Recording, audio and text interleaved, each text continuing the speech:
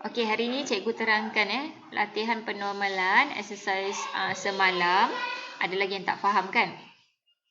Okey, ini tabel pinjaman. Bila kita tengok dalam keadaan macam ni. Pelajar ni nama Zulaika. So dia ada pinjam 3 buah buku. Tapi nama Zulaika ni sekali je. Ni macam ni dalam keadaan kosong NF. Soalan selalu kalau tak tulis tu dalam keadaan kosong NF lah.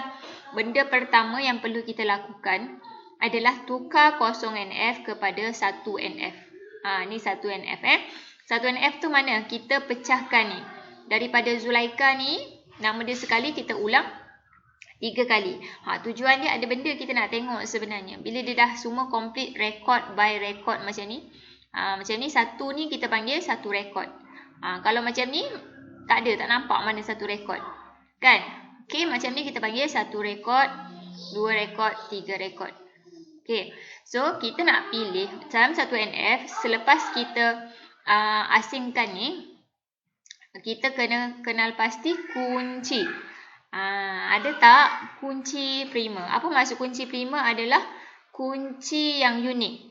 Yang tak sama setiap rekod ni tak sama. Setiap rekod ni tak sama. So kita tengok ni kan, kalau kita pilih kunci. Kunci tu kita kena pilih daripada atas ni, attribute ni. Selalunya ID ni lah. Selalunya. So, kita tengok dulu, adakah ID pelajar ni sesuai untuk kita jadikan sebagai kunci prima. So, kita tengok rekod pertama dengan rekod kedua.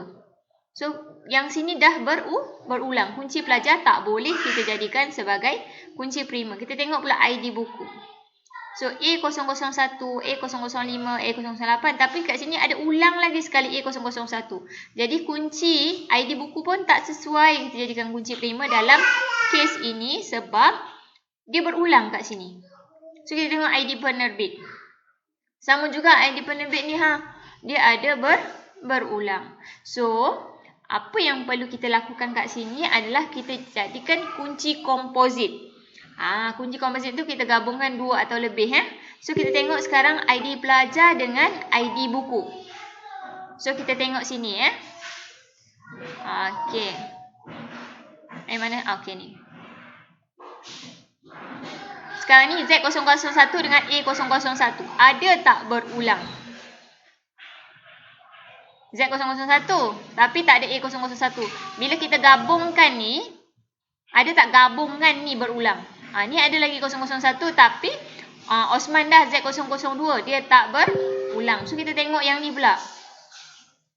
001 dengan A005. Ada tak berulang? Tak ada. Ada tak Z003, A001 dekat tempat lain?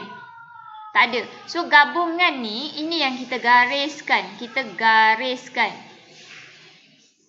Kita gariskan So, yang ni bila kita gariskan, inilah dia kunci komposit. Dia kita ambil yang paling minimum. Bila ID pelajar dan ID buku dah cukup, kita tak perlukan lagi ID penerbit. Kita tak perlukan ID penerbit sebagai kunci komposit. 2 cukup. Okey, yang paling minimum. Okey, langkah seterusnya lepas kita dah kenal pasti kunci komposit, dah lengkaplah kita punya 1 NF. Sekarang 1 NF ni kita perlu jadikan 2 NF. Apa yang kita gariskan, apa yang kita pilih sebagai kunci komposit ni akan menentukan apa yang berlaku pada 2 NF kita. So, apabila kita gariskan ID pelajar, maka akan ada tabel nama pelajar. Dan kita gariskan ID buku, akan ada tabel buku yang membawa maklumat-maklumat lain tentang buku. Tarikh pinjam, tarikh pulang ni adalah tentang pinjaman. So, dia stay kat sini. Apa yang kita akan bawa untuk pelajar adalah ID pelajar dan nama pelajar. Dan buku pula ID buku, judul, pengarang, ID penerbit dan penerbit. Okey, kita tengok 2 NF ya. So, ini dia rupa yang keluar daripada tabel 1 NF tadi yang kita dah gariskan, iaitu pelajar dan buku. So, kita kena tulis ni atas ni, tajuk ni kena ditulis ni, pelajar dan juga buku. So, pelajar tu kalau kita tengok kat sini, dia ulang Zulaika 3 kali, Osman 3 kali, Idris 2 kali. Kita tak perlu nak ulang. So, kat sini kita tulis pelajar yang ada sahaja. Ada Zulaika, ada Osman, ada Idris. Buku juga macam tu. Okay, buku tu mana-mana yang berulang tu tak perlu kita nak ulang banyak kali. So kalau kita tengok kat sini, ada buku yang berulang dipinjam. Contohnya buku kimia. Tapi kat sini bila kita keluarkan sekali sahaja, tak perlu nak ulang. Okey, sekarang ni baru ada pelajar dan buku. Tabel asal ni kita tak boleh buang, iaitu tabel pinjaman. So akan ada tabel ketiga namanya tabel pinjaman. Okey, inilah dia tabel pinjaman. Tengok kat sini.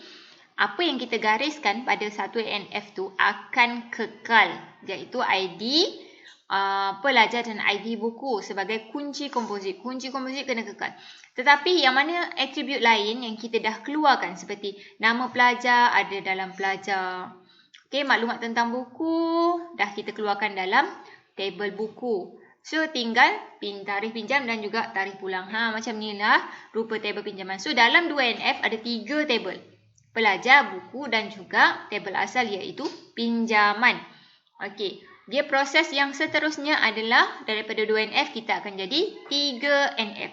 So kita tengok 3NF dekat sini, kita kena tengok apa dia atribut bukan kunci. So kat sini ni atribut bukan kunci.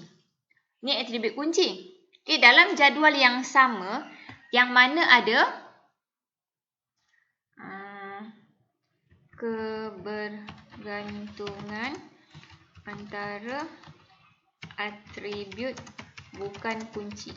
Maksudnya, yang bukan kunci bergantung kepada bukan kunci. Sepatutnya, dia bergantung kepada kunci saja. Contohnya, nama pelajar.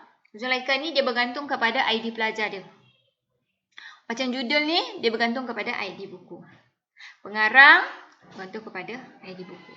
So, kita tengok kat sini, ID penerbit ni kita dah nampak dah dia boleh dijadikan kunci. Tapi dalam situasi ni, dia adalah atribut bukan kunci. Kita tak pilih dia masa awal ni menjadi kunci. So, dia adalah atribut bukan kunci. Dan penerbit ni pula bukan kunci juga. Dia bergantung kepada ID penerbit. So, dua ini kita akan keluarkan pula membentuk tabel penerbit pada peringkat 3NF. Okey, pada peringkat 3NF, bila 3NF, kita ulang yang tak berubah pada 3NF. Contohnya tabel pelajar ni tak ada yang berubah sebab dia tak ada kebergantungan bukan kunci. Kita tengok nama pelajar dengan pelajar okey je. So yang tadi kita dah pilih, kita nak keluarkan tabel penerbit. Tetapi dekat sini, dia daripada tempat asal dia kan. Tempat asal dia kita tak keluarkan ID tu. ID tu kekal dekat situ. Tapi kita ada tabel baru nama dia tabel baru nama penerbit. Yang ada maklumat ID penerbit dan juga penerbit. Sama juga kita tak ulang banyak kali. Contoh penerbit ni dia ulang pelangi, sasbadi kan kita tak ulang.